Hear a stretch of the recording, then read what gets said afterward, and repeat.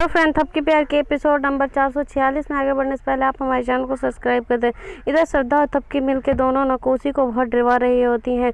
कोसी को ऐसा लगता है कि श्रद्धा मर चुकी है और वो भूत बन के मुझे मतलब आ रही है, मतलब मुझे मार डालेगी। तभी जो श्रद्धा होती है वो क्या करती है कि यहाँ चुड़ैल बन के आ जाती है उसके सामने और उसे डरवाने लगती है और थपकी से कहती है कि देखो श्रद्धा मुझे आ रही है पकड़ने। तभी वो जो थपकी होती है वो कहती है कि कहाँ, मुझे तो कहीं नहीं दिखाई दे रही आंटी जी।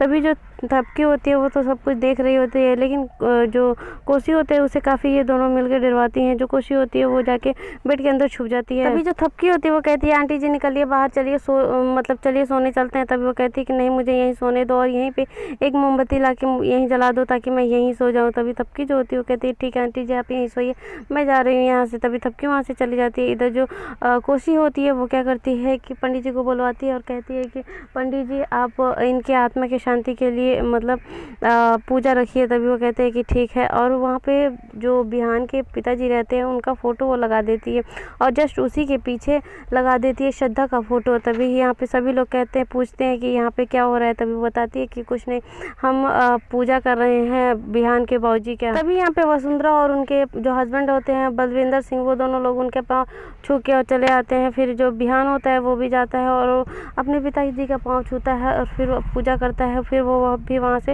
हट जाता है। फिर थपकी जो होती है वो कहती है कि भगवान आपके आत्मा को शांति दे अंकल जी, और वो भी वहाँ से मतलब हट जाती है। जो प्रीति होती है वो कुछ काम के लिए उसको फ़ोन आता है, तभी वो वहाँ से चली जाती है। यहाँ पे जो कोशी होती है वो पंडित जी से जल्दी जल्दी हवन करवा रही होती है ताकि श्रद्धा के आत्मा को शांति मिल जाए।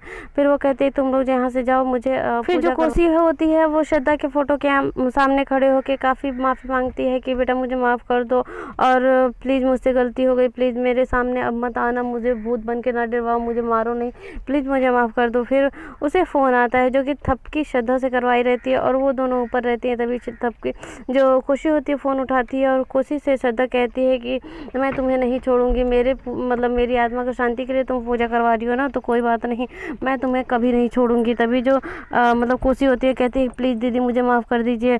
लेकिन ये दोनों तो खूब मज़े ले रही होती हैं। तभी वहाँ पे जो बलविंदर सिंह हैं वो देख लेते हैं इन दोनों को। तभी वो कहते हैं कि आखिर में ये थपकी श्रद्धा के साथ मिलके ये कर क्या रही हैं, आखिर में ये दोनों कोसी को डरवा क्यों रही हैं। ये चीज़ सारी चीज़ें बाबूजी देख लेते हैं। कोसी काफ़ी डर जाती है और वो क्या करती है, कहती है कि अब मुझे यहाँ से जाना पड़ेगा। तभी वो चली जाती है अपने रूम में जाने के बाद अपने सारे सामान पैक करती है और कहती है कि मैं यहाँ से जा रही हूँ। तभी वहाँ बलविंदर सिंह सॉरी वो आते हैं, उनके देवर आ जाते हैं और कहते हैं कि आप कहाँ रही हैं कोसी देवी। तभी वो कहती है कि अरे जान है तो जहान है, हम यहाँ से जा रहे हैं, मुझे कोई दौलत नहीं चाहिए और हम यहाँ से जा रहे हैं। तभी वो कहते हैं कि ठीक है हम भी आपके साथ चलते हैं। तभी यहाँ पे दोनों लोग अपने बोरिया बिस्तर बांध के यहाँ से चल देते हैं। जैसे ही वो जाने वाले होते हैं तभी वहाँ श्रद्धा आ जाती है फिर से और वो दोनों देख के काफ़ी डर जाते हैं और कहते हैं कि प्लीज़ हमें माफ़ कर दो, हम लोग यहाँ से जा रहे हैं, आज के बाद नहीं आएंगे, प्लीज़ हमें माफ़ कर दो। तभी श्रद्धा जो होती है वो काफ़ी डरवाती है उन्हें।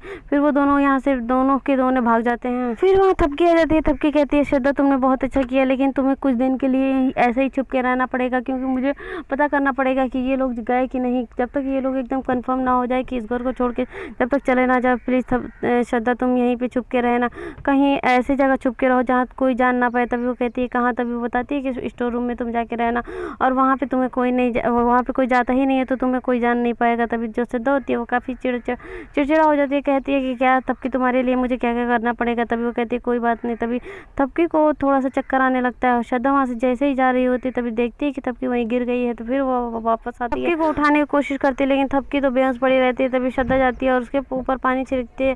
तभी थपकी को होश आता है। थपकी से श्रद्धा पूछती है कि थपकी तुम्हें क्या हो गया। तभी थपकी बताती है कि पता नहीं क्यों आजकल मुझे चक्कर आ रहे हैं, इसका रिपोर्ट मैंने दिया है, कुछ दिन बाद रिपोर्ट आने वाली है, मैंने डॉक्टर को दिखाया था, पर खैर ये सब छोड़ो, तुम यहाँ से जाओ और छुप जाओ। कोसी और उसका देवर दोनों भाग रहे होते हैं। तभी वहाँ बिहान आ जाते हैं। बिहान कहता है कि माँ आप कहाँ जा रही हैं। तभी वो बताती है कि कुछ नहीं, मैं गाँव जा रही हूँ और माँ गाँव में मुझे कुछ पेपर साइन करनी है, इसलिए मैं जा रही हूँ। बिहान जो होता है वो कहता है कि माँ आप रहने दीजिए, हम चले जाते हैं, आपके बदले हम सब सारा सामान मतलब सारी चीज़ें सही करके आ जाएंगे, आप यहीं रहिए, झूठ मूठ की परेशान होंगी। तभी वो बुलाती हैं शंकर को। शंकर से कहती हैं कि तुम कहाँ मर गई थी। तभी शंकर जो होती है वो कहती है कि कोसी माँ ये नहीं हो सकता है कि हम यहीं पे रह जाएं और आप जाइए, आप काम करके आ जाइएगा तब तक।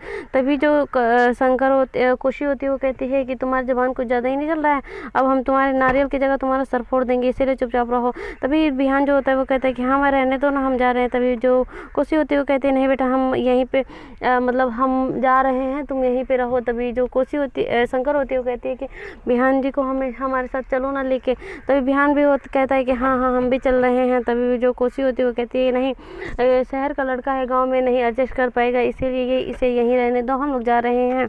तभी फाइनली ये लोग सभी लोग यहाँ से चले जाते हैं और बिहान और तबकी और वसुंधरा जी मतलब यहीं रह जाते हैं। और जो वसुंधरा जी होती है वो कहती है कि चलो कोई बात नहीं, बला टली। और तबकी भी काफ़ी भगवान का शुक्रिया अदा करती है, कहती है कि अच्छा हुआ कि ये सब चले गए, क्योंकि बहुत टेंशन हो गई थी इन लोग के रहते हुए और बिहान का खतरा भी था बिहान की जान को। तभी यहाँ पे जो बिहान तबकी होती है उसके पास आ जाता है रिपोर्ट, जो कि उसके बेहोश होने का कारण, हर बार चक्कर आने का कारण होता है। तभी तबकी जो होती है जैसे ही पेपर्स को देखती है उसमें उसके लिए गुड न्यूज़ रहता है, क्योंकि वो प्रेग्नेंट रहती है।